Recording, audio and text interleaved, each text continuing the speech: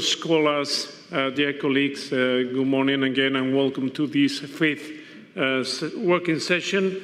Let me introduce myself. I'm Lieutenant General Francisco Bisbal from the Spanish Marines, Spanish Navy. I'm working right now as the director of the Spanish National Defense Studies Center and also the president of the Spanish Military History Commission. It is really a pleasure, and I really thank the organization for giving me the opportunity to chair this panel. Just a reminder of the rules of the panel. You all know. Initially, we have planned to have 4 speakers, but one of them hasn't showed up. So we will have 3 guest speakers. So we will keep the session for 1 hour and a half. So we will finish at 12:30. Each one of the speakers will have 20 minutes. I will waive them when there are 5 minutes left. Please keep it slow to facilitate the work of the translators. And all of you, please switch off or silent your mobile phones. And having said that, I will introduce you our first speaker, who is Dr. Stefan Huck from Germany. He's director of the German Naval Museum in Wilhelmshaven, Department of Military and Naval History. He began his scientific career in 1993 at the University of the Federal Armed Forces in Hamburg, where he studied history and social sciences. He continued his formation as a researcher at the Center for Military History and Social Sciences of the Bundeswehr. Since 2002, he's co-editor of a small series on military and naval history. Dr. Hack will speak on the German auxiliary troops in the American War of Independence. Doctor, the floor is yours.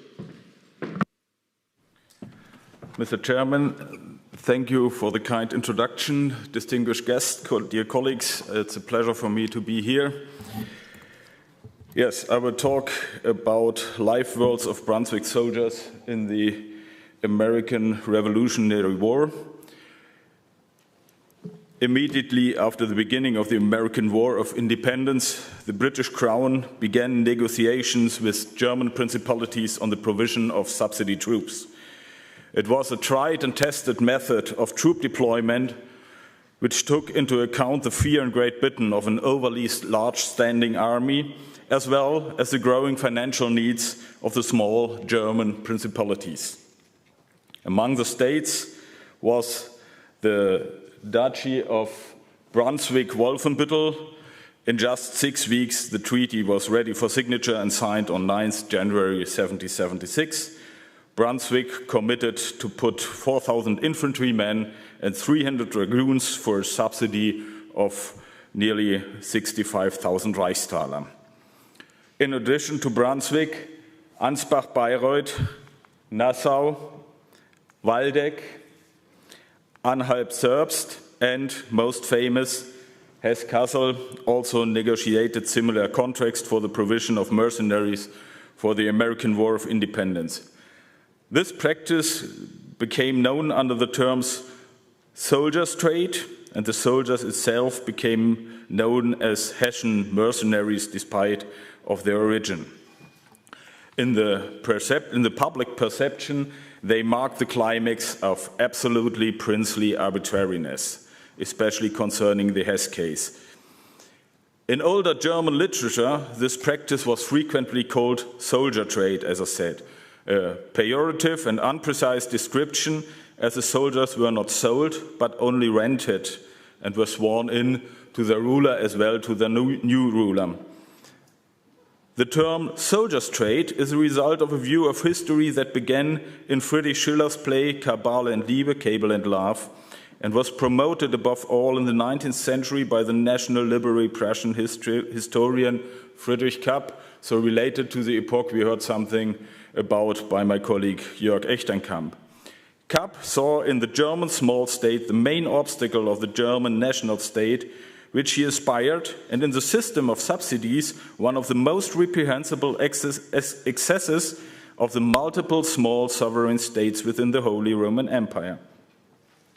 For me, it was remarkable to find out that this criticism wasn't limited to the intellectual contemporary discourse, but also shaped the opinion of the Brunswick Prince Karl Wilhelm Ferdinand, we see on the right, who conducted the negotiations for his father, we see on the left.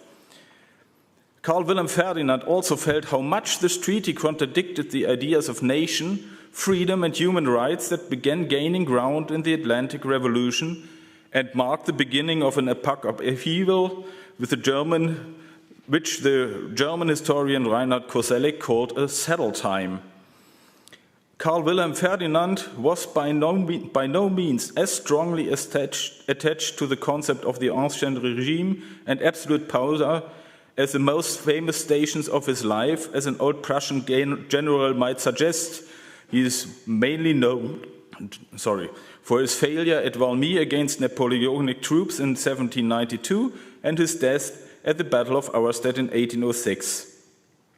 In fact, he wrote to his commander, General von Riedesel, in the course of the formation of troops for the American Revolutionary War in 1776, I will read, quote, "The sacrifice that the local country has to make in its current predicament is so great that it will not be able to entire the recruiting of children of the country. For the misery of the soldiers, women and children left behind is so pitiful that the children in local barracks would not laugh." And further on, "Here it is also believed that the duties of the landlord against its subjects have been considered, and according to them I believe that where it is not direct to defend the fatherland, a free-born man cannot rightly be forced to take up arms in Canada against the inhabitants of the country there." Unquote.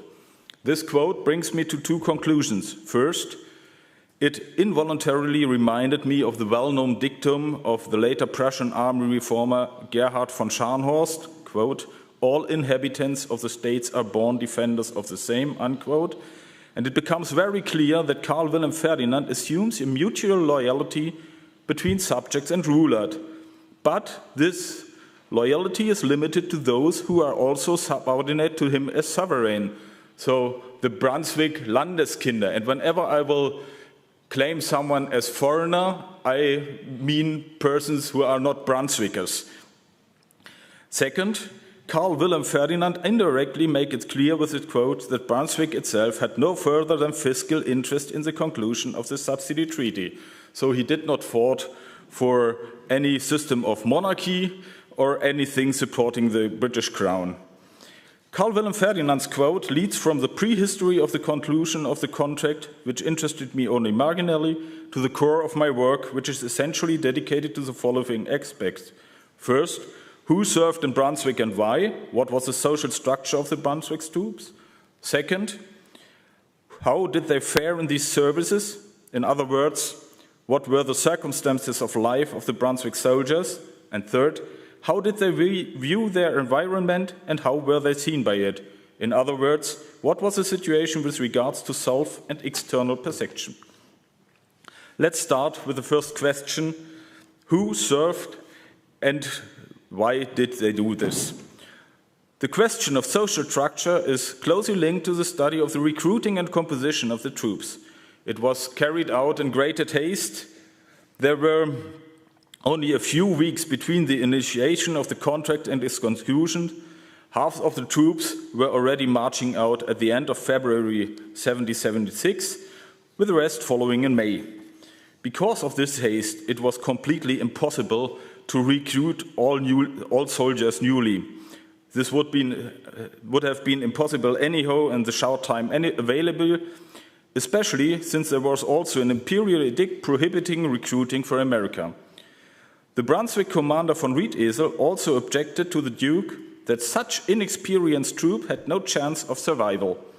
On the other hand, there was the Duke's stated desire to send as few Brunswick subjects, Landeskinder, as possible to America.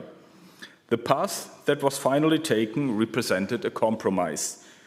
At Riedesel's suggestion, a concept for the embattlement was decided which took take into account both the needs of the national welfare and the military requirements of linear tactics for trained and disciplined soldiers. 14 existing companies were selected from the regiments in the Duchy. After splitting them up, a total of 32 companies formed the corps meant for the American campaign. The rest were recruited in almost empire-wide extensive recruitment. In order to retain as much economic power as possible in the country, the two already existing regiments had also been reorganized on 31st of January 1776 in such a way that all Brunswickers serving in the companies that were intended to march out and had even the slightest possession in the duchy, or had to expect such by inheritance, had been replaced by foreigners in the companies that were meant to stay in Brunswick. These members of sub-farmer strata embody a social group found everywhere within the standing armies of the early modern period, those who had voluntarily chosen the military profession in order to bridge temporary life cycle crisis situations. This group is not only represented among those who had been in Brunswick service before the conclusion of the contract, but also among those especially recruited for the mission. This is ascertained by the professions of the soldiers which are listed in the muster rolls. Several of them had stated that they had learned certain crafts. Among them dominate cloth makers, linen weavers, tailors or millers and blacksmiths, carpenters and bricklayers. Jobs which cover the triple basic needs of clothing, food and housing that were exercised by large parts of the population in the early modern period, but often led to a life on the edge of the subsistence level. In that regard, the present case is no different from the formation of other troops in the Ancien Regime. A significant difference, however, was that in this particular case, the recruiting officers had been instructed to conceal the destination of the campaign as much as possible when they recruited in Brunswick. The reason for this was, on the one hand, concerns about the Imperial Immigration Edict of 1768, which prohibited immigration to America and could thus lead to violation of an imperial law. On the other hand, however, the area of Operation America, which soon became reprehensible despite all of the obfuscation efforts, seemed to have deterred many Brunswickers who suspected that they could be obliged to military service against their will. It is to conclude that the conscripted Brunswicker subjects seem to have been hostile towards an engagement abroad in America. But it is necessary to make a distinction between domestic and foreign subjects when considering the social structure of early modern troops, since the life situations of both groups were fundamentally different from each other. The recruited foreigners, which meant all that didn't live in Brunswick, were often more mobile than the locals and were also less tied to family due to limited marriage permits. The recruiting parties also differentiated in their methods. They seem to have assumed that the prospect of going to America would have largely worked as a recruitment tactic alone concerning recruiting foreigners. Thus, an English leaflet advertising in the Reich for service in the 60th Regiment relied obviously on the attractiveness of America. Quote, "As is well known, New England, namely Philadelphia, have the same climate like Germany. It is also common knowledge that those who have gone to New England have become happy." Unquote. Here, those willing to emigrate were shown a way to America bypassing the already mentioned Imperial Edict of Immigration. So far to the recruiting practices. In regard of the time, I will skip a little bit. For the second part of my paper, I would like to take a short view on the circumstances of life that were experienced by the Brunswick's troops during the campaign between 1776 and 1778. You can see here a timeline with the most important milestone of this campaign. After several weeks of crossing the Atlantic, the Brunswickers landed in the summer, respective autumn 1776, in Quebec and were sent from there to their quarters along the St. Lawrence River. Immediately after their arrival, the units of the 1st Division were deployed as part of the so-called Autumn Campaign, southwards along Lake Champlain from Canada towards the colonies in which the rebels could be pushed far back. The troops returned into the winter's quarters in the belief that they would be able to end the campaign victoriously by next spring at the latest. As is well known, things turned out differently. The majority of Brunswick's troops were part of the British Army in a campaign led by British General John Burgoyne that started in June 1777 and ended with the defeat of Saratoga in the autumn of the same year, leading to the troops becoming so-called convention prisoners. Most of them spent the next years in captivity in camps or farms in Virginia. While combat and, above all, captivity shaped the lives of these soldiers, the garrison life along the American-Canadian border and the St. Lawrence River shaped the reality of life those Brunswick soldiers who remained in Canada to prevent the uprising from spreading to Canada. As different as these situations were, so did the experience of the Brunswicks differ, which led to a change in their image of the New World that they brought with them to the Old World, from the Old World. For reasons of time, I will concentrate in the following solely on a brief description of the campaign situation and its perception by the Brunswickers.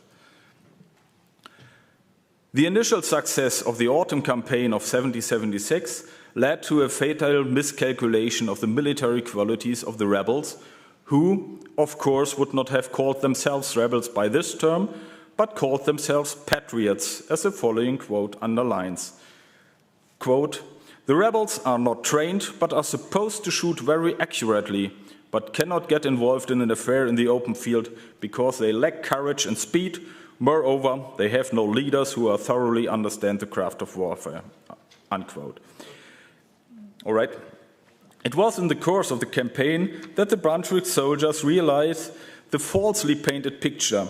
Appreciably, an unknown person noted in his diary, unquote, that probably no regular troops have ever been found in the war who have stood in the fire more courageously and persistently than these peasants and citizens have done. The direct confrontation with the enemy's army of peasants and citizens was short-lived and ended in the fiasco of the defeats of Bennington and Saratoga and subsequent captivity. The Brunswick troops had hardly any opportunity to prove themselves in battle.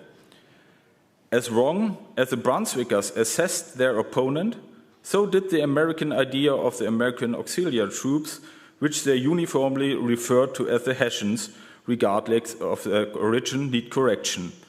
The Americans, The Americans assumed that they were facing unscrupulous, highly professional combat machines. One source stated to have heard that the Hessian mercenaries are even man-eaters. This nimbus was only destroyed when the Hessians suffered a heavy defeat at Trenton on Christmas Day 1776. After that, the American image of Hesse and Germany changed. The barbarous strangers became enslaved princely servants in need of liberation. With capture, the distribution of role changed again. The enemy became the detaining power. Naturally, this change in role was also accompanied by a change in their image of America. Two levels can be distinguished. At first, an abstract political level that was formed by conversation and the numerous newspapers, the latter, of course, only for those of those few that were literate. The second level was a personal one that resulted from the individual contact. The longer the captivity lasted, the wider the gap between those levels became, sometimes gapping apart like the cutting edges of scissors. On the one hand, there was mistrust of the American political leadership. The main reason for this was that the Americans did not keep their promise to replace the convention prisoners. It was announced several times, but merely implemented late and only incompletely. In the various sources, representatives of these authorities are usually referred to with the pejorative terms as rebels or enemies, but often also as Americans. These authorities were and remained the enemy in Brunswick eyes, especially when they actually tried to entice the Brunswickers to desert. On the other hand, there is a mutual perception generated by the individual context between Americans and Brunswickers. But First of all, it can be stated that the Brunswick soldiers usually did not regard the inhabitants of the colonies as Americans, but as immigrants from various European countries, thus being of European origin. Hence, in a description of the march from Boston to Virginia, experiences and expected stereotypes are mixed. Quote, "Since the Potomac had been crossed, we marched continuously in woodlands in which only now and then there are plantations that immediately betray the home country of the owner through their appearance. Those who look the cleanest and nicest usually belong to Englishmen. The opposite appearance indicates the Irishman, in the middle the Frenchman's way. The plantations of the Germans are usually found most carefully cultivated." The fact that these immigrants had already begun to form a nation was obviously lost to the Brunswick author of this source. Political considerations are usually sought in vain in written sources. Two entries from a diary of a surgeon can also be interpreted as a proof that the Brunswick soldiers hardly realized the significance of the events taking place around them.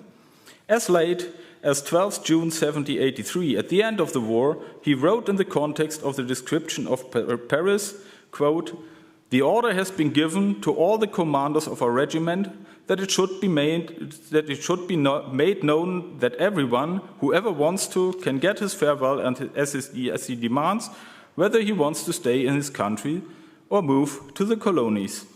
He does not seem," unquote. He does not seem to have realized that the colonies had ceased to exist with the recognition of the United States. And this leads to all, I have to shorten a little bit.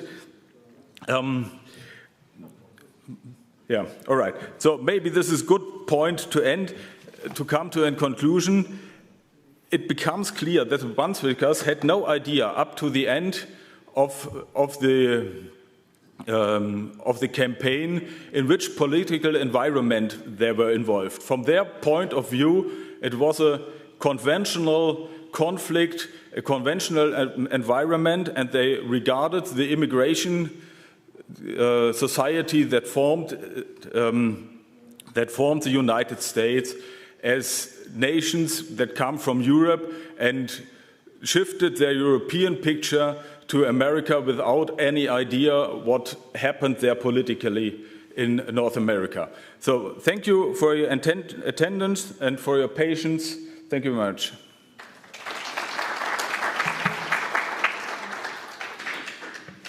Thank you very much, Dr. Hook, for these interesting views on the German participation on the American War of Independence.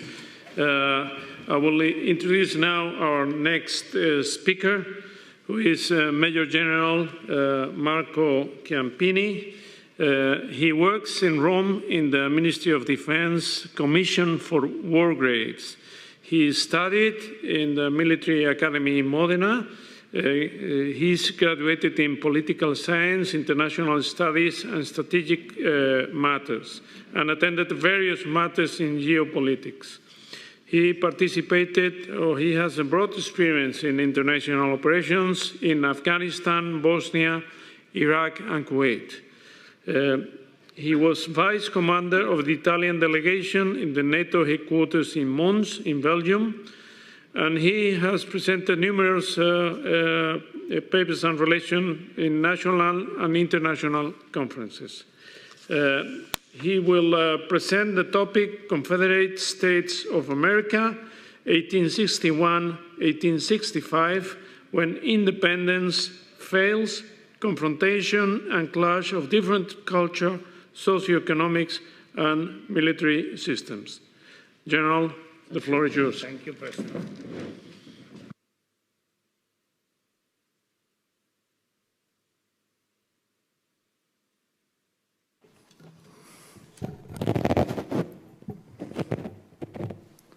Good morning. If 19th century travelers had moved across Pennsylvania from north to south, they would have passed through barren lands and wet cultivated fields, And then, without crossing a precise geographical border, they would suddenly have seen a different landscape, made of cotton fields, where, in particular, they would have noticed a great number of black workers. Actually, they would have already crossed an artificial line, the Mason and Dixon line, and they would have found themselves in a different world, or rather in the south of the United States of America, which was in effect one of the three different societies actually composing the United States: the South, the North, and the Midwest. The social situation was deeply based on the historical formation and development of the former British colonies in the New World. The 13 states, the former British colonies that decided to unite into a single federal state, actually differed greatly from one another. The North was ethnically characterized by a predominance of white Anglo-Saxon Protestants.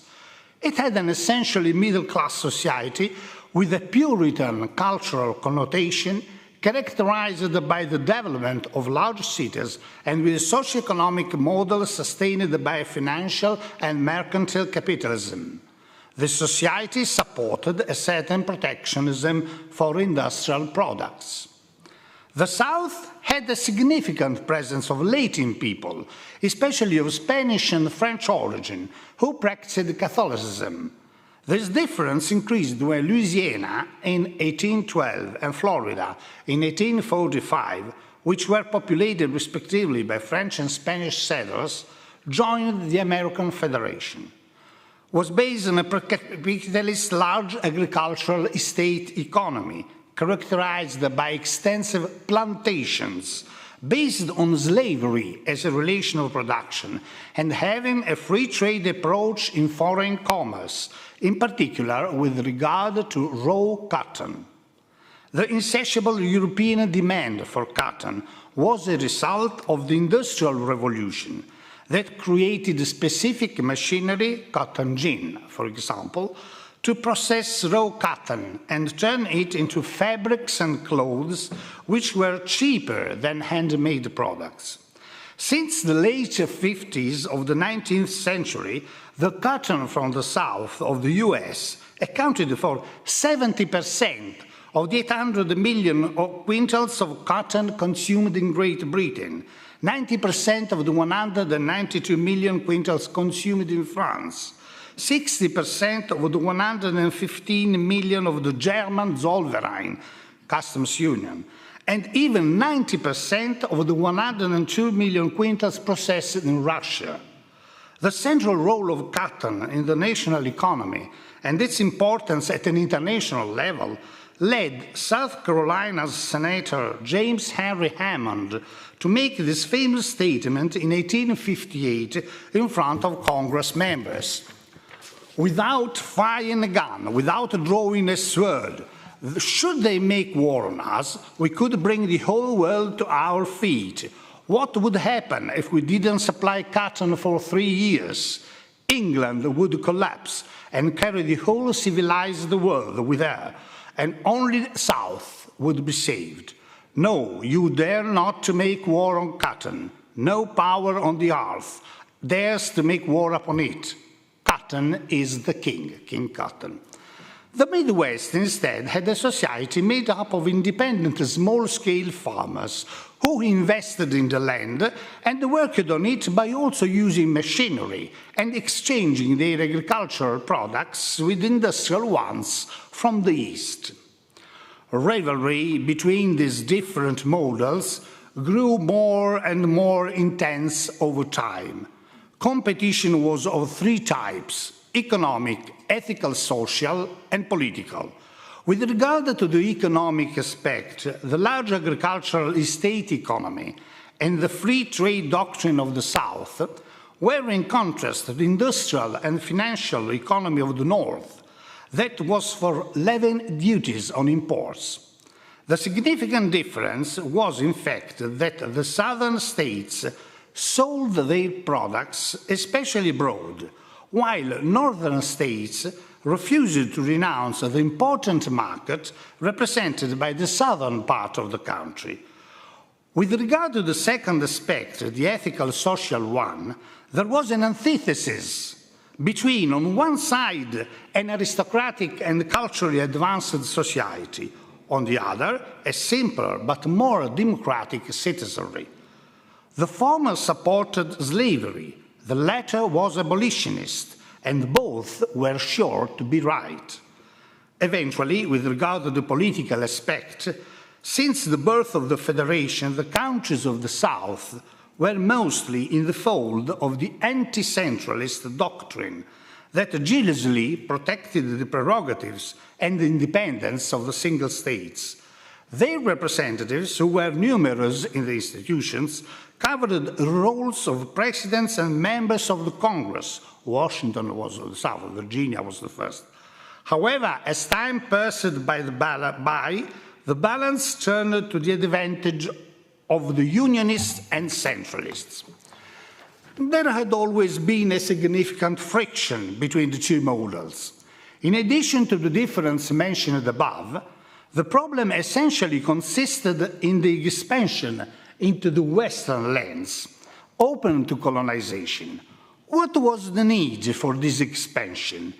Because of low productivity, the servile agriculture of the South needed much more land than the advanced agricultural economy of the North.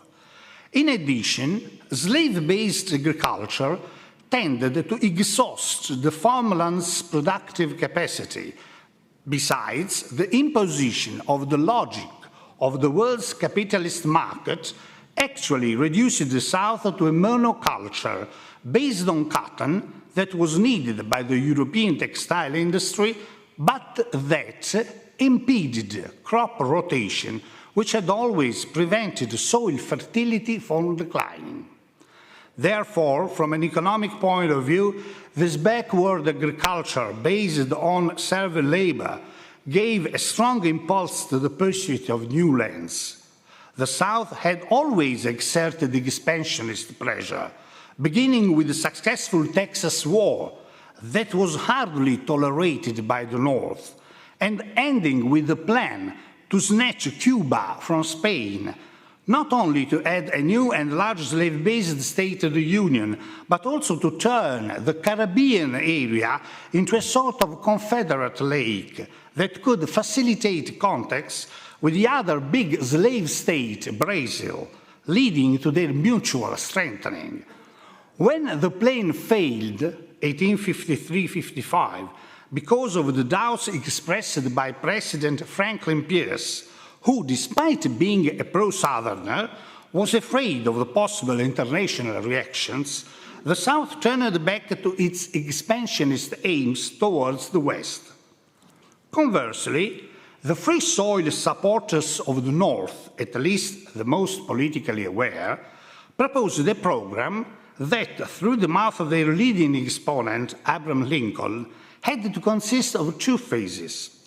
First of all, the absolute prohibition of expanding slavery into the Western territories. Second, the slow extinction of slavery, the so-called peculiar institution, confined within the original states.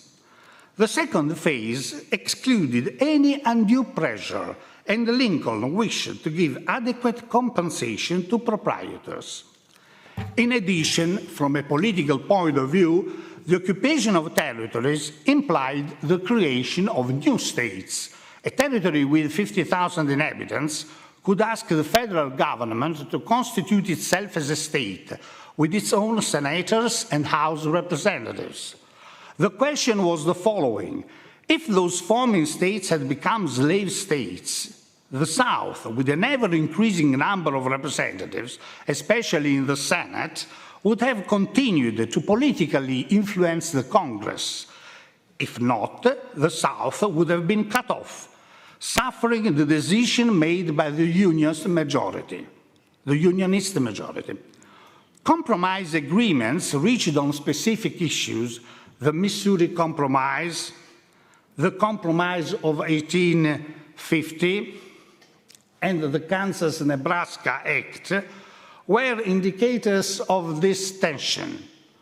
Paolo, if you can take the slide. Okay.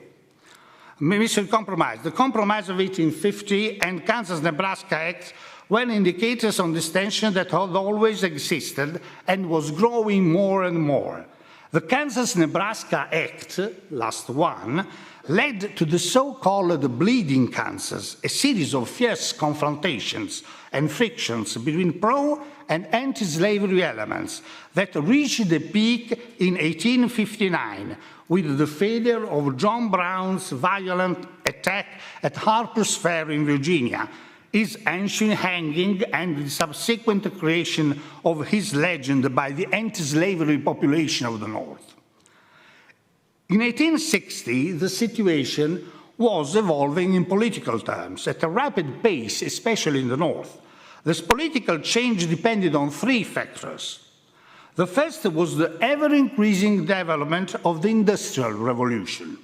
In the 1850-60 decade, the industrial production value increased by 89.4%.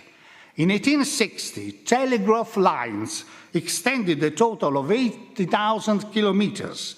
Railway lines were 34 kilometers long in the north, while they were no more than 14,000 kilometers long in the south. And the capital invested in industry was over $500 million. The second factor was a parallel agrarian transformation involving both the North and the Northwest, with the creation of medium and large farms involving big capital investments, in parallel with the birth of a vast class made up of rich farmers who continued to work the land with their own hands, together with their family members, but already managing their property in a truly capitalist way. All rural areas were drawn into the vortex of the modern market economy. They increasingly purchased industrial items and sold agricultural products to urban areas. In the north of the United States, this process was extraordinarily facilitated by the almost complete absence of previous pre-capitalist agricultural relations. From 1850 to 1860, the usage of the industry's agricultural machinery tripled. The harvester was invented in 1834 and started to be mass-produced in 1847, becoming the primary cause of the industrial and urban boom in Chicago. In 1850, 5,000 harvesters were produced per year, and the combined harvester was put into production, the Industrial Revolution. At the same time, the North was connected with the Midwest through the massive building of railroads, such as the New York-Detroit-Chicago Railway and the Philadelphia-Chicago Track, which completed the new railway connection between the agrarian Midwest and the industrial cities and ports of the North, making the ancient path along the Mississippi River almost obsolete and so cutting off the South. The third factor was a dramatic increase in immigration from Europe, which was enabled and propelled by huge industrial development of the North and by the discovery, and discovery of gold mines in California in 1848. 310,000 immigrants landed in New York as early as 1850. Almost 500,000 people landed in 1851, and another 2 million immigrants arrived by 1860. These events not only represented an immense reserve army of labor available to the growing industry, but also pushed the ever greater masses towards rural areas, increasing the pace of the march towards the West. As mentioned earlier, the agriculture of the North, which had a stronger capitalist character, together with the fact that all immigrants were exclusively to the northern regions, in the South they had to compete with the agricultural slave manpower that hindered free labor, led to the birth of the Free Soil movement in the North. The members of this vast and impressive movement were categorically asking to have unlimited access to the new Western lands, excluding the South's pre-capitalist and backward agriculture. The supporters of this line of reasoning, who later gathered into a political party, the Free Soil Party, thought that a system with free men in free lands was morally and economically superior to slavery. This point of view was clearly exemplified by the Free Soil Party's slogan: free soil, free speech, free labor, and free men. It wanted to block the road leading west not only to slave-based agriculture, but also to the slaves themselves, fearing that after being freed, they could aspire to land ownership as well. Okay, I tried to do it.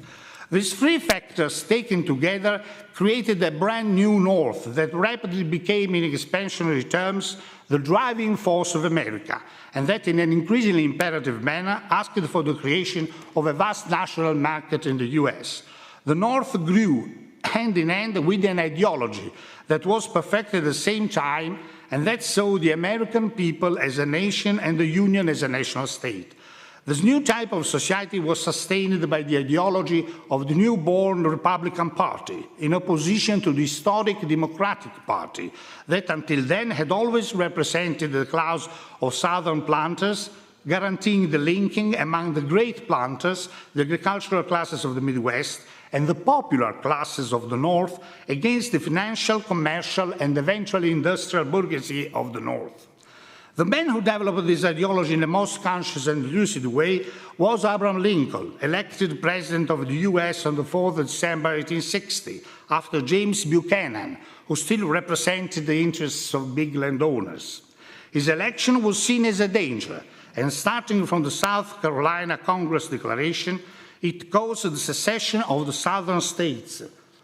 On 4th of February 1861, the South created the Confederate States of America, a national entity that opposed the Union and was joined altogether by 13 southern states, even though they were not all slave states.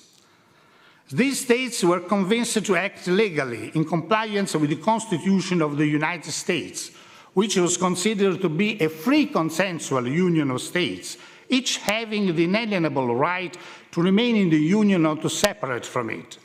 Actually, Lincoln, in his inaugural address, when he assumed his office, emphasized that he didn't intend to use force against the secessionists, even though he didn't recognize the right to secede from a union he already viewed as a nation with an American people. Lincoln acted only when the Confederates of South Carolina bombed Fort Sumter, held by a Union garrison. Secessionists were deemed as rebels, and the Union declared war against them. The two confronting blocs had different features. The South had a population of nearly 9 million people, about 4 million of whom were black slaves.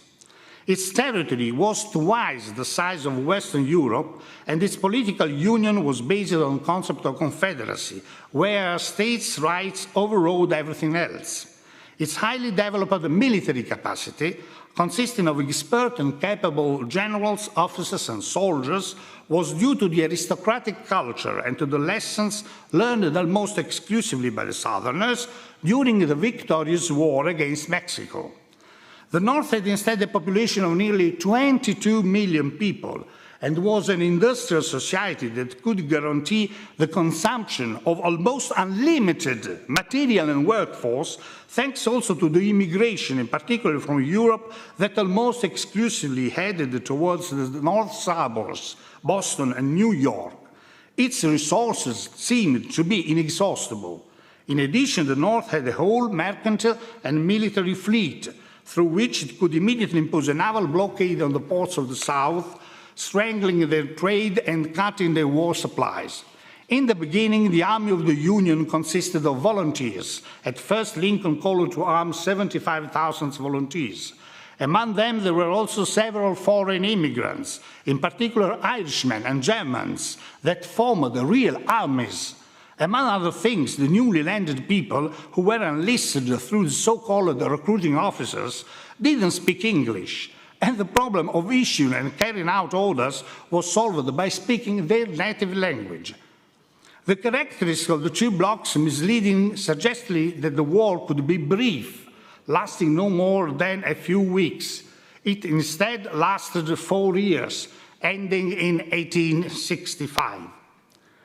In the beginning, the Unionist forces invaded South Virginia, but the Southerners achieved victories until 1862, thanks to the prowess of their generals and soldiers. In particular, the Army of Northern Virginia stood out among the others. Renowned for its legendary invincibility, it was under the command of Robert Edward Lee, the most talented general of the time. This is the production, but I want, okay, put the first, just one more, because it's important. No, put this one. This one is important because you can see that everything for the north is superior. Okay, I finished my time. But, okay, everything of the north is superior to the south. Industrial workers, industrial activity, financial depots, but trade is more in the south. It's 3 times the north. This means that the south was becoming a sort of colony of the north, because money went to the north, and the export based on cotton went to the other countries. Okay, so I wanted to show this. This is very important. Okay, I must run, and so hold on. I say that there are 3 main battles: Antietam Creek and Vicksburg and Gettysburg. Antietam Creek is a very complicated matter, but let's say that the Unionists is the first time they won. And so Lincoln is able to issue the Emancipation Proclamation. The Emancipation Proclamation abolished slavery, but not in all the countries, but only in some countries. The final abolition of slavery will have with the 13th Amendment of the Constitution. That was a big debate. I will finish it immediately. Okay, this war was characterized also by new characteristics. For example, it was the first total war. And you can say you can put the Sherman's phrase. Oh, there's the battle, gone. The Emancipation Proclamation, this Vicksburg battle, Vicksburg gone. Okay. This is a total war. We are not only fighting hostile armies, but a hostile people, and must make old and young, rich and poor, feel the hard hand of war as well as their organized armies. From General Sherman, is the total war, the First World War. And General Sherman devastated Georgia completely. Georgia was completely devastated. For example, they destroyed, killed cattle, burnt crop fields, everything. And Atlanta was burnt, finished. Atlanta was completely burnt, and the burn of Atlanta is famous in the movie Gone with the Wind, where there is the fire, the burns of Atlanta. And so I finish with only, permette l'ultima lastrina, last slide. Last slide.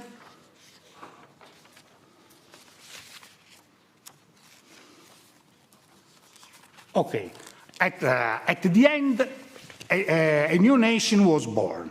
At the end of this terrible war, that has been an anticipation of the First World War, we can say, as total war, as devastation, as a number of dead, a new USA were born. And this is the part final of the speech of Lincoln's, the Gettysburg's address, in the Battle of Gettysburg, that this nation under God shall have a new birth of freedom, and that the government of the people, by the people, for the people, should not perish from the earth. End of slavery and birth of a new nation. Excuse me for the time. Okay, thank you very much for your attention. Thank you very much.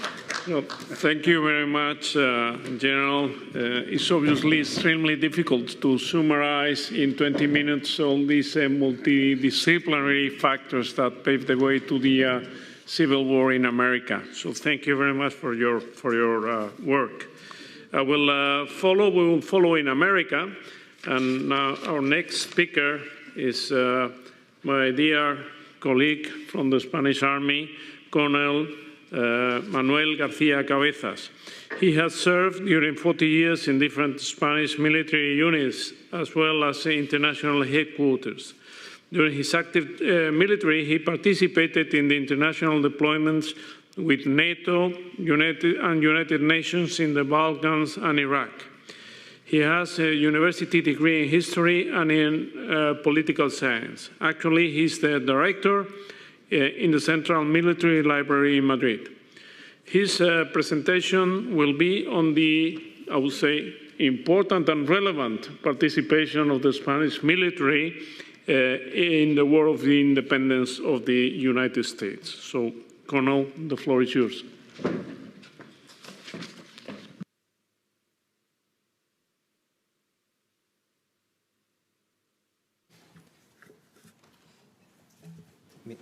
Con su permiso. Bonjour. On a dit que je suis Manuel García Cabezas. Je suis l'actuel directeur de la Bibliothèque centrale militaire de la mer de terre espagnole. La bibliothèque siège à Madrid, où vous serez reçus comme des invités privilégiés tant que je sois le directeur. Bien qu'une partie de mes sentiments et mes pensées sont en Afghanistan et avec sa population qui se trouve dans une situation bien difficile, Messieurs et Mesdames, je suis très fier d'être devant vous pour présenter la participation espagnole à l'indépendance des États-Unis. Je dirais l'Amérique, mais voilà, c'est les États-Unis. Par des raisons incompréhensibles,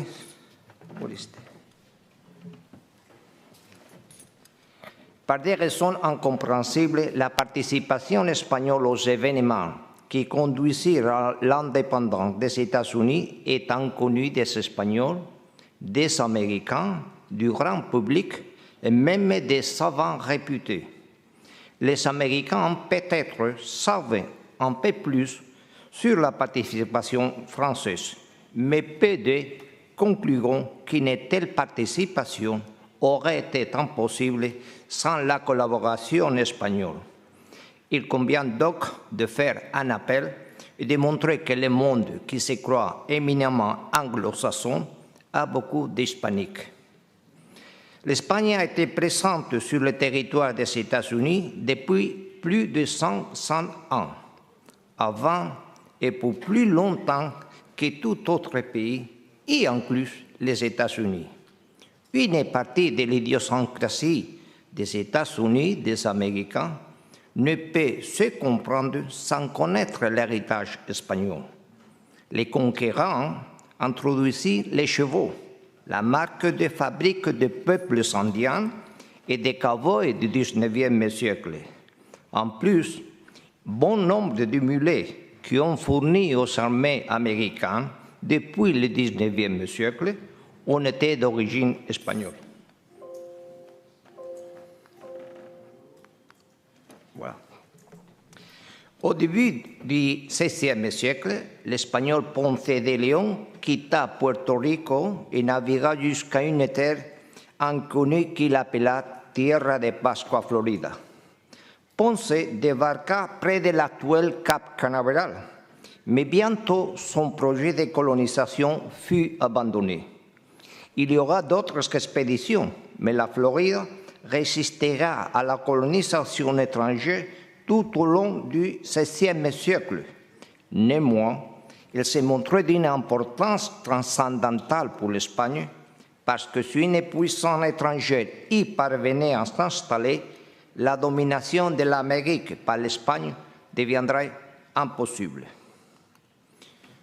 Tout au long du XVIe et XVIIe siècle, les Espagnols avancèrent dans les territoires du centre et de l'ouest américain et vers le Pacifique, où il jouait un grand rôle à stopper l'avant russe qui s'étendait depuis vers la Californie en partant d'Alaska. Vous vous imaginez aujourd'hui une Californie dans les mains des Russes? Il faut signaler que la colonisation du territoire et des Indiens d'Amérique du Nord par les représentants de la monarchie et de l'Église hispanique fut moins dramatique que dans le cas de l'empire aztèque ou inca. Quoi qu'il en soit, la frontière de l'empire espagnol en Amérique du Nord fut toujours floue et instable et la densité des populations espagnoles minimale. La situation stratégique à la veille de la guerre d'indépendance des 13 colonies était marquée par les conséquences du traité de Paris qui avait mis fin à la guerre de 7 ans, connue aussi comme guerre franco-indienne. Cette guerre s'était répandue en Amérique du Nord, zone du conflit entre les empires coloniaux de la France et de la Grande-Bretagne depuis longtemps. La paix signée en 1763 changea le scénario stratégique mondial. La France perdit son empire en Amérique du Nord. L'Espagne, alliée tardive de la France dans la guerre de 7 ans, céda la Floride à la Grande-Bretagne, en plus d'être cédée par la France de la Louisiane. Et pourtant, les empires espagnols et anglais deviendront voisins en Amérique du Nord. Mais la guerre avait épuisé les finances londoniennes et les autorités anglaises se tournent vers ces colonies américaines pour obtenir une compensation. Après la guerre de 7 ans, l'Espagne et la France continuaient à être liées par des traités d'amitié et défensifs visant toujours l'Angleterre. L'absence de tensions sérieuses entre l'Espagne et la Grande-Bretagne servait à renforcer l'armada royale espagnole.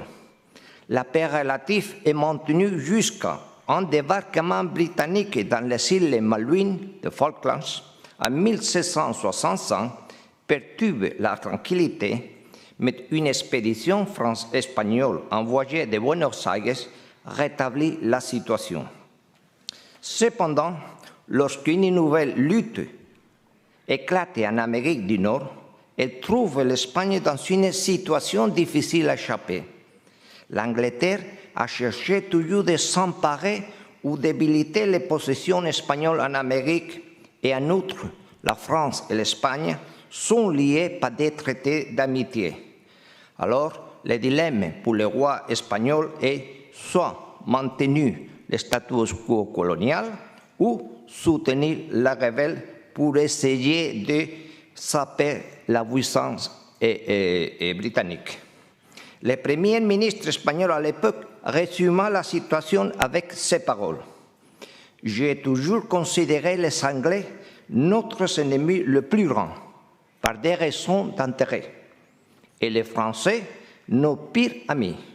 La France ne voudra jamais d'une Espagne puissante au-delà de ce qui est nécessaire pour l'aider. » Le 4 juillet 1776, vous le savez très bien, le Congrès continental des 13 colonies déclara l'indépendance des États-Unis. Les autorités espagnoles en Amérique vite compris que leur présence en Louisiane, qui comptait à l'époque 50 000 habitants, rendrait impossible de rester à l'écart du conflit à venir. Les réseaux d'agents et d'espions opérant à proximité des 13 colonies, ainsi que dans les Caraïbes, les Bahamas et la Jamaïque, fut bientôt renforcé. À la fin de 1776, les ambassadeurs américains à Paris, Benjamin Franklin, Silas Deane et Arthur Lee, s'étaient rencontrés avec l'ambassadeur espagnol demandant l'aide et la reconnaissance de l'Espagne. Arthur Lee, lui-même marchant sans la permission de Franklin à Madrid pour implorer l'aide de la cour espagnole. Mais les autorités de Madrid ne veulent pas compromettre leur neutralité par le moment, mais bientôt commença aussi une aide non officielle des individus et des autorités espagnoles. Déjà en juin 1776, l'ambassadeur espagnol à Paris avait envoyé 1 million de livres aux Américains par l'intermédiaire du premier ministre français Bergenne et d'une compagnie fictive de l'écrivain Beaumarchais. Les ports de Bilbao, au nord d'Espagne, jusqu'alors un port spécialisé dans le commerce de la laine, des étoffes et de la morue, qui arrivait de Saint-Pierre-et-Miquelon et de Salem dans le Massachusetts, est devenu un centre pour aider les Nord-Américains grâce aux actions de la maison Jobsec Gordoquil et Fils.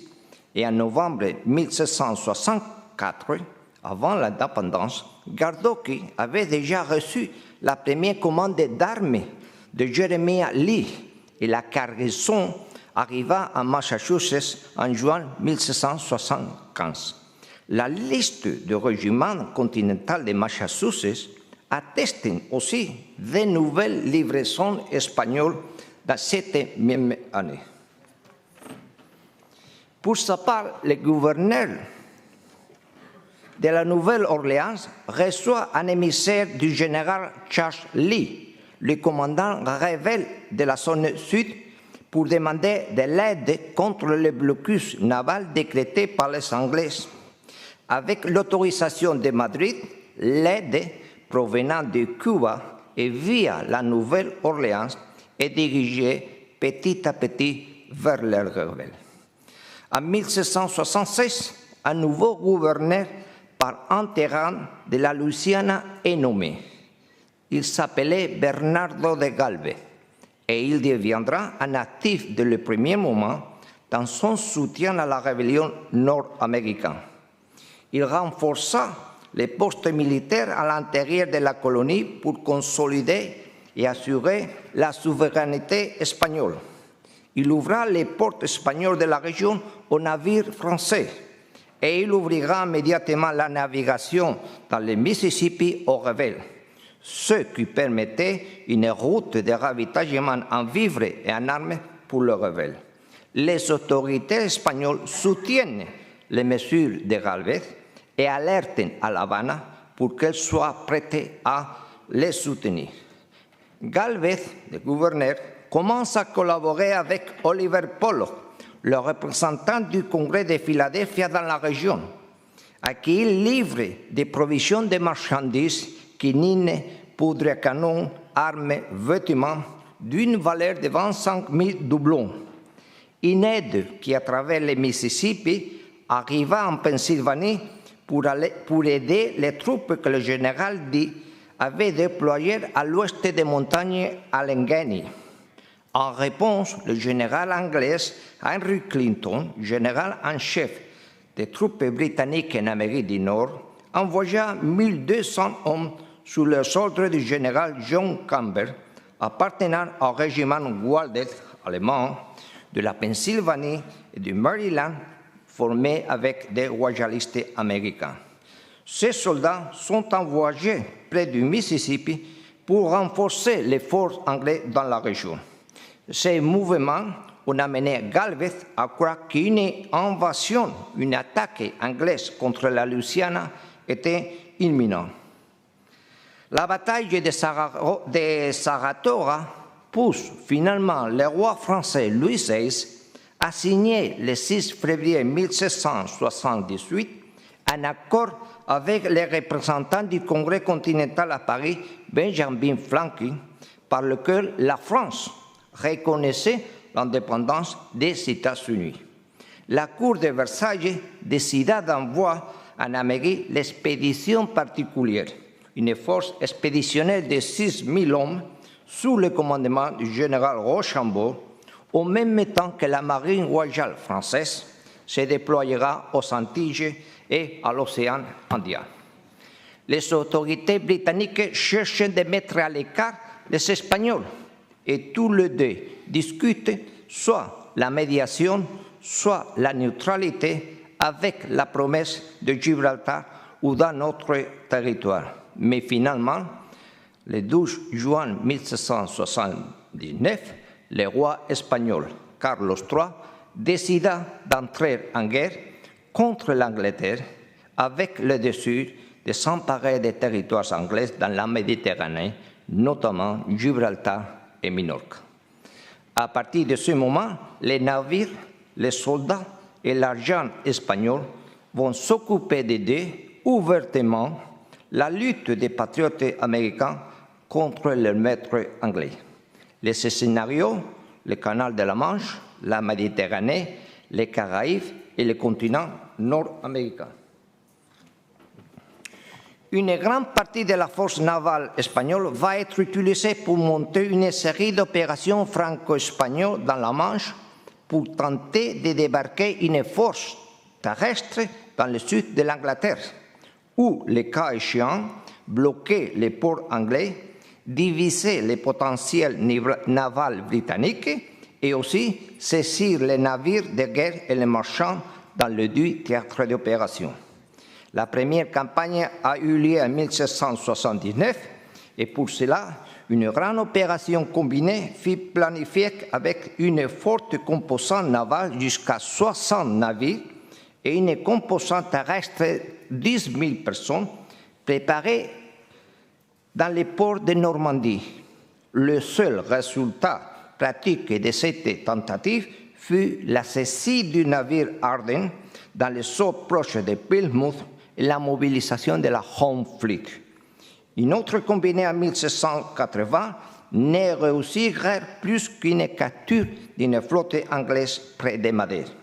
La troisième campagne, encore en 1782, n'obtenit non plus de résultats importants autres que ce qui a été souligné ci-avant, de garder une partie importante de la flotte britannique hors le scénario américain et la perte de 15 navires anglais.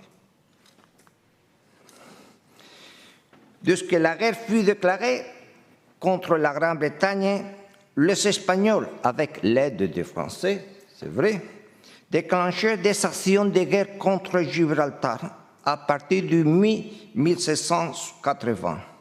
Malgré l'importance de la roca, le rocher, et les effectifs déployés par les Espagnols, près de 30 000 personnes, 30 000 soldats, ni les blocus maritimes, ni l'assaut terrestre réussissent à briser la résistance de la force militaire et l'esprit de la population civile de Gibraltar. Dans la Méditerranée, l'Espagne aussi déploya ses efforts. Minorque était une base navale britannique dans la Méditerranée. Il paraît que l'île fut offerte aux Russes en échange de sa neutralité dans la guerre en Amérique. Mais Minorque était un objectif stratégique pour les autorités espagnoles et une épreuve pour la solidarité franco-espagnole.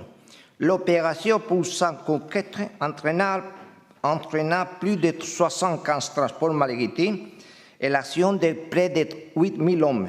Mais finalement, la forteresse tomba en février 1782 et plus de 3 000 Britanniques sont obligés d'abandonner l'île. Un autre scénario de la lutte hispano-britannique fut l'Amérique centrale. Après l'entrée en guerre de l'Espagne, le gouverneur britannique de la Jamaïque organisa une expédition dans la province espagnole de Nicaragua et Honduras, visant à couper l'Amérique espagnole en deux et fournir un accès potentiel à l'océan Pacifique. L'expédition quitta la Jamaïque, escortée par une flotte commandée par Horatio Nelson. Les Anglais réussirent au début, mais le gouverneur espagnol de la région arriva à les expulser. Sur le scénario nord-américain, le nouveau gouverneur Bernardo Delgado décida de prendre l'initiative et d'attaquer en premier. En août 1779, les troupes espagnoles quittent la Nouvelle-Orléans et en remontant le Mississippi, s'emparent des forts buts et après encore 15 jours de campagne, elle atteignit Bâton Rouge, où le colonel Dixon se rend avec 375 hommes et 8 navires de transport. Les femmes et les enfants sont libérés. Avec cela, les troupes espagnoles avaient bloqué toute tentative anglaise d'unir le Canada avec le Golfe espagnol. Les autorités espagnoles, quand même, avaient déjà pris la décision de reconquérir la Floride. Et pour cela, on avait dépêché de Cadiz une grande flotte de 140 navires de transport et 16 navires d'escorte avec une force de 12 000 hommes pour renforcer la défense de Puerto Rico et de Cuba et de soutenir les Français dans les Caraïbes. La cible suivante était Mobile, laquelle tomba en 1780, malgré le fait que le général Came vienne en aide à la ville. 13 officiers et 3 soldats anglais, en plus d'une quantité de matériel, sont tombés aux mains des Espagnols. Quelques semaines après, l'expédition navale vers Pensacola reprit. Il transportait 1400 hommes de divers régiments et milices. La garnison de Mobile a reçu l'ordre aussi de se diriger vers Pensacola. La garnison anglaise de cette ville se composait environ 1800 hommes et une force d'au moins 2 frégates. Le général Galvez envoie des messages au général Campbell et au gouverneur anglais de la Floride occidentale pour s'entendre sur les règles d'engagement. On est convenu de laisser la population de côté et de limiter la lutte aux objectifs militaires. Mais cependant, les combats deviennent cruels, notamment en raison de l'existence dans les deux factions des forces indiennes, qui ne sont pas encore cernées par les règles d'engagement des soldats réguliers. Mais finalement, les troupes anglaises se rendues en 1781 et malgré les protestations des Anglais, Galvez envoya les prisonniers anglais à New York sous la promesse de ne plus jamais affronter les Espagnols ou les Alliés. Bernardo de Galvez est honoré comme citoyen d'honneur des États-Unis, le seul Espagnol parmi les 8 qui sont dans la liste, à côté de personnages tels que Churchill, Rochambeau ou Lafayette. Et beaucoup de villes américaines, parmi d'autres, la ville de Galveston, au Texas, porte son nom. Okay. Quant à l'aide espagnole aux Américains, c'était un sujet oublié, négligé, tergiversé et un peu confronté. Voilà. Son évaluation, c'est vrai, c'est difficile. Mais récemment, des études d'auteurs espagnols ont clarifié quelques questions. Vous trouverez dans les travaux publiés après le congrès beaucoup de chiffres, mais pourtant, je vais vous donner quelques conclusions sur ce sujet. Une première conclusion est que la quantification des autorités américaines à propos de la dette à l'occasion du traité de Paris a été volontairement inexacte, allant jusqu'à affirmer que la contribution espagnole était négligeable. Mais il existe des documentations récentes et de la correspondance de l'aide privée des hommes d'affaires, tels que Diego Cardoqui, comme de l'aide officielle avant et après et pendant la guerre. Une quantification prudente du prêt officiel provenant d'Espagne prévoit un montant de 3,3 millions de dollars d'aujourd'hui, ce qui la rendait presque égale à celle de la France qui avait été reconnue et qui était reconnue jusqu'à 4,5 millions d'euros. Ça veut dire à peu près la même chose. Un cas spécial du rôle fondamental de l'aide espagnole à l'occasion de la bataille, je termine. C'était à l'occasion de la bataille de Yorktown. Voilà. Tous les efforts stratégiques de Washington et des commandants français dépendaient d'éviter une désertion massive des troupes anglais français et américains sous le commandement à cause de la faute de paiement. la situation et peut-être le destin définitif de l'arrêt se sauva avec l'arrivée de la frégate Legrette à Chesapeake Bay avec 1 million de pesos provenant de Cuba et de Mexico. Voilà, je vous laisse avec des conclusions, mais si je dois finir avec cette conférence, je vous dirai seulement une chose. On peut conclure avec cette phrase. L'indépendance des États-Unis ne peut se comprendre sans l'aide française. Mais l'aide française aurait été impossible sans la collaboration espagnole. Sir, I have finished my presentation. Thank you very much for your attention.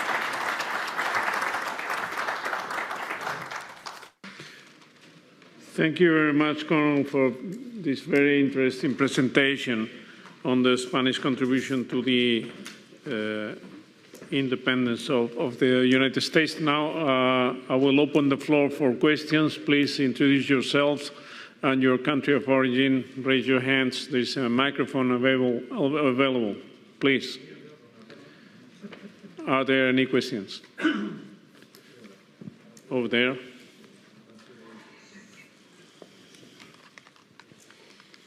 Bon, puisque hier, notre cher ancien président néerlandais nous a demandé de nous présenter d'abord. Alors je me présente, donc je suis professeur Babanan Alaoui de la Commission marocaine d'histoire militaire.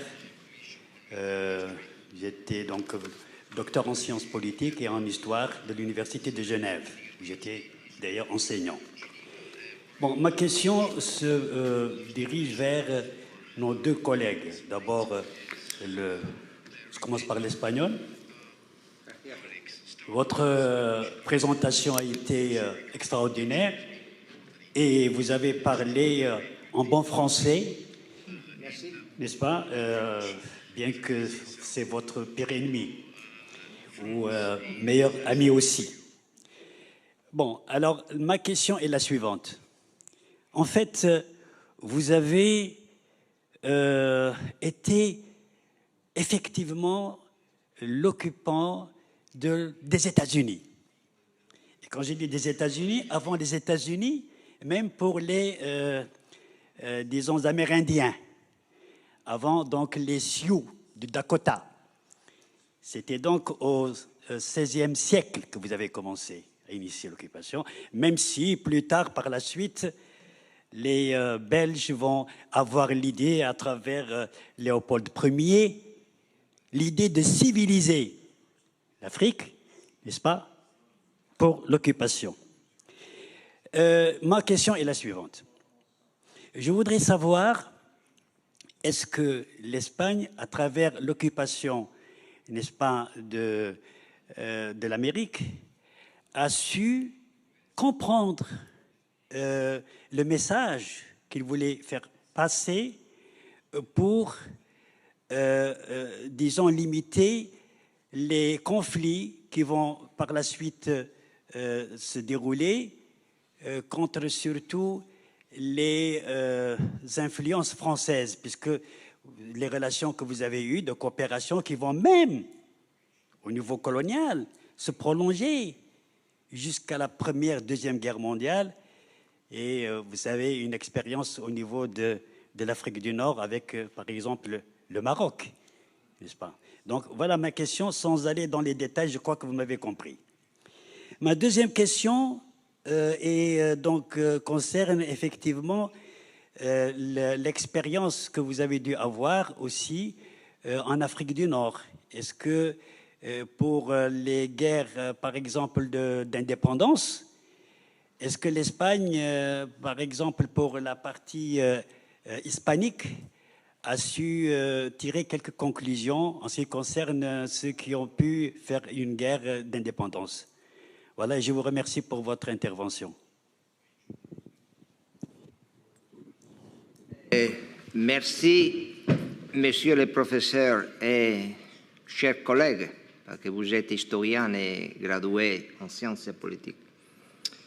Bon, et avec des amis comme vous, je n'ai pas besoin d'ennemis.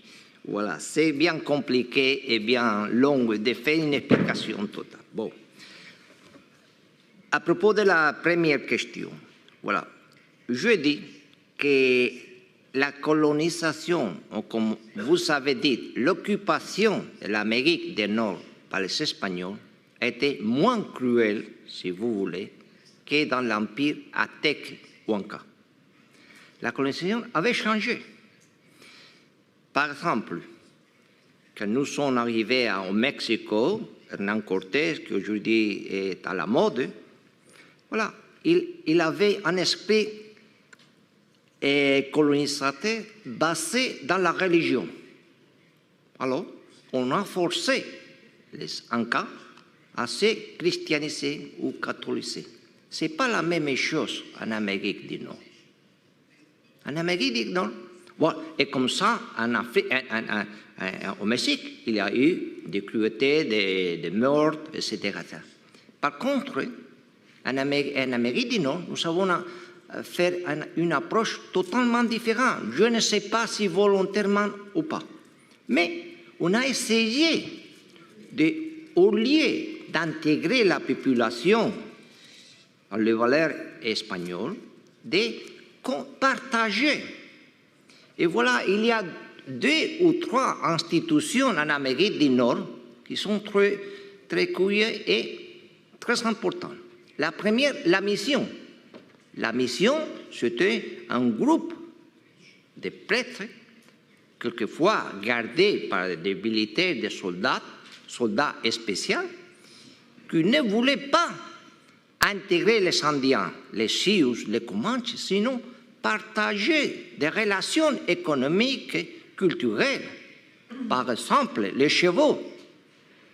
Il n'existait pas de chevaux avant les Espagnols arrivés à un état. Et les chevaux, que nous croyons que sont une partie de la culture des Indiens, des Sioux, des Comanches, ce n'est pas vrai. C'est à cause des Espagnols. Et quand nous partons des États-Unis, il existait des Sioux, des Comanches, des Indiens. Les massacres sont venus après. Alors, occupation, colonisation, empire, ce sont des mots qui ont différents sens, même dans les cas espagnols. La colonisation du Sud et la colonisation du Nord, ça est très différent. Bon, je dois vous dire une chose. L'occupation espagnole en Amérique du Nord s'est faite contre les Anglais et contre les Français au début. C'est à partir du XVIIe siècle, au XVIIIe, que nous nous sommes alliés avec les Français, malgré nous, parce que toutes les pertes des empires et de Trafalgar, etc., sont venues à cause de l'alliance franco-espagnole contre l'Angleterre, c'est vrai. L'alliance est venue parce que les Bourbons, les rois, étaient d'un côté des Pyrénées et de l'autre côté des Pyrénées. Mais en Amérique du Nord, c'est les Français et les Anglais qui ont lutté contre les Espagnols. OK? Contre les Espagnols. Bon. La deuxième question à propos de l'Afrique du Nord. Bon, ce n'est pas mon sujet. Ce n'est pas mon sujet d'aujourd'hui. Mais je vous dirai une chose. Les temps changent. L'Empire au XVe siècle, l'expérience coloniale des Espagnols au XVe siècle, ce n'est pas la même chose qu'au XVIIe et au XVIIIe. Et même dans les 2 cas, quand on parle de l'Empire, colonialisme, etc., vous le savez, et je crois que tout le monde le savait, qu'il faut être très précis. Et ce n'est pas la même chose l'impérialisme français qu'espagnol, etc., etc. Alors, parce que l'Empire, c'est un nouveau concept.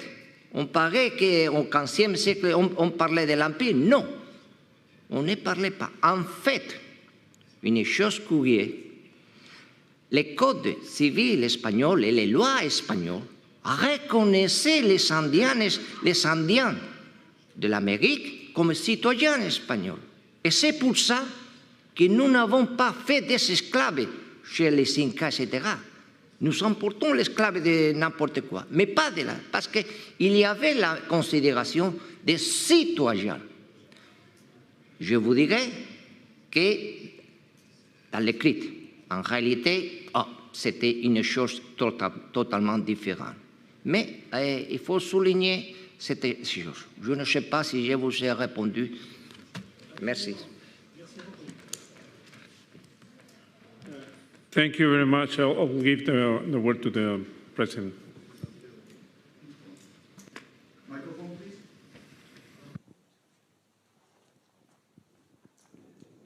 Thank you. Alon Klebanov, Israel. Question to Dr. Haq. Do you believe, first of all, thank you for a fascinating paper.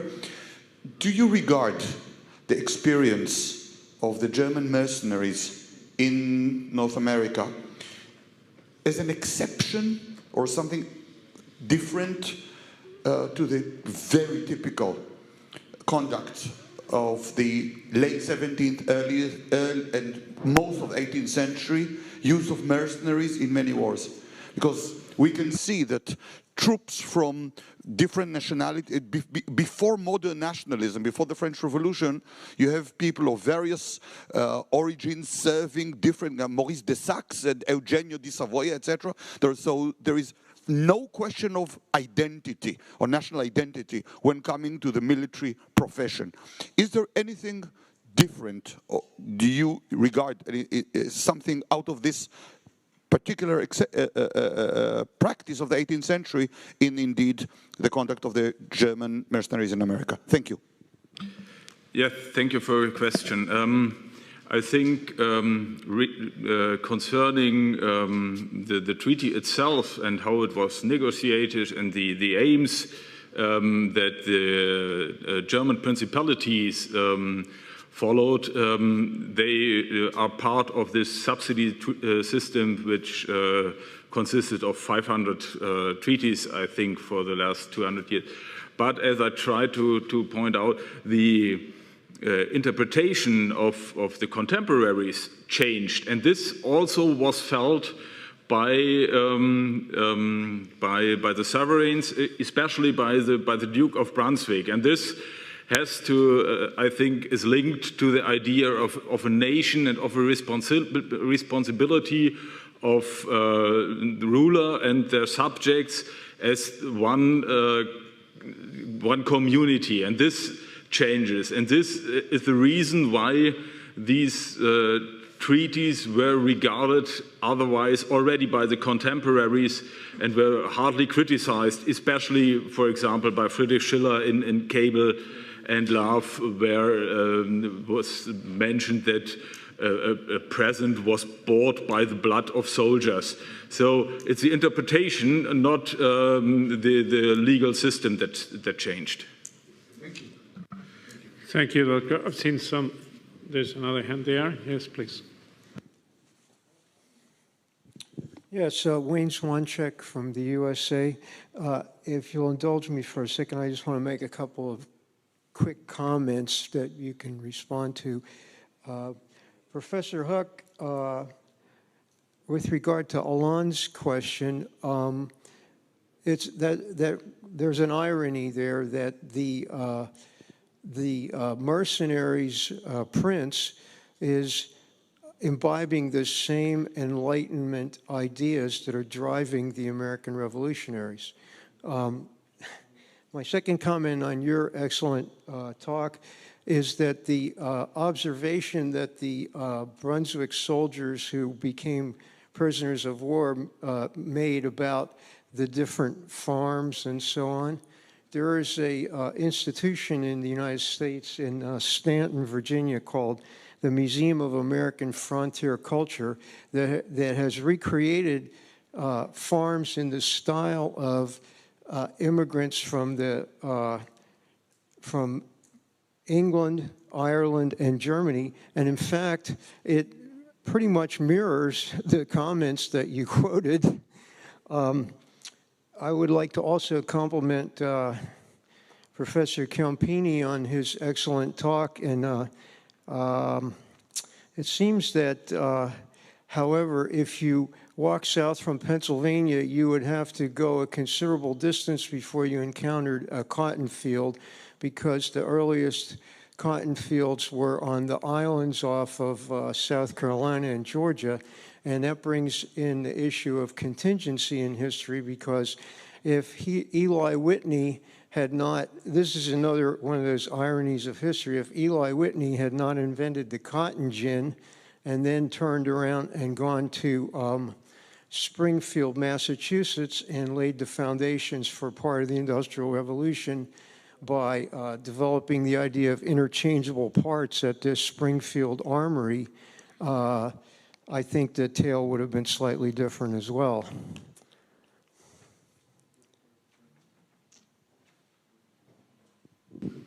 Any comments on the table? Okay, are there any? We have time for a last quick question, if is there any. Here we go.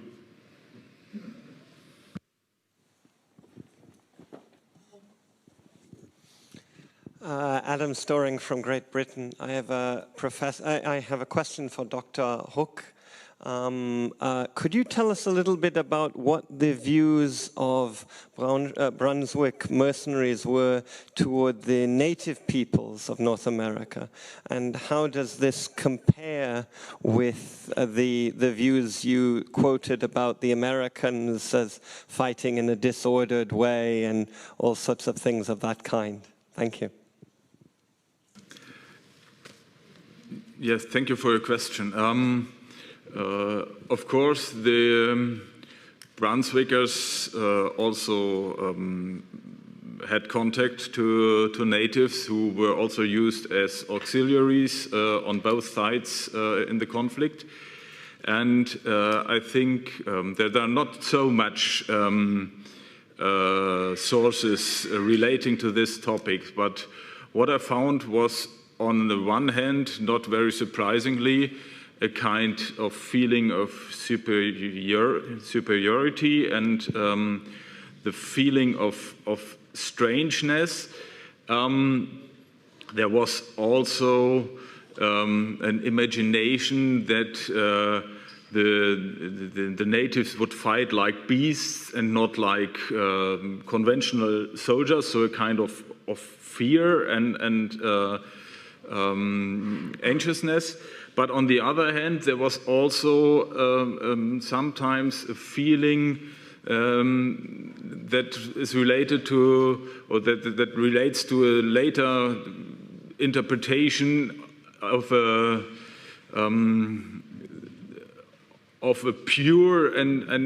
pure nation, not disturbed by civilization. So these both parts you can find. The native as a pure one, as an opponent on European civilization, and on the other hand, a fear for its cruelty. Thank you. I hope this answers you. Okay, thank you very much, Dr. Hack. I believe we have reached our scheduled time. So before I close this session, I would like to congratulate our three speakers this morning for their excellent work and also for their clear explanations during the question and answer period, and of course to all of you for your presence and participation. So thank you very much.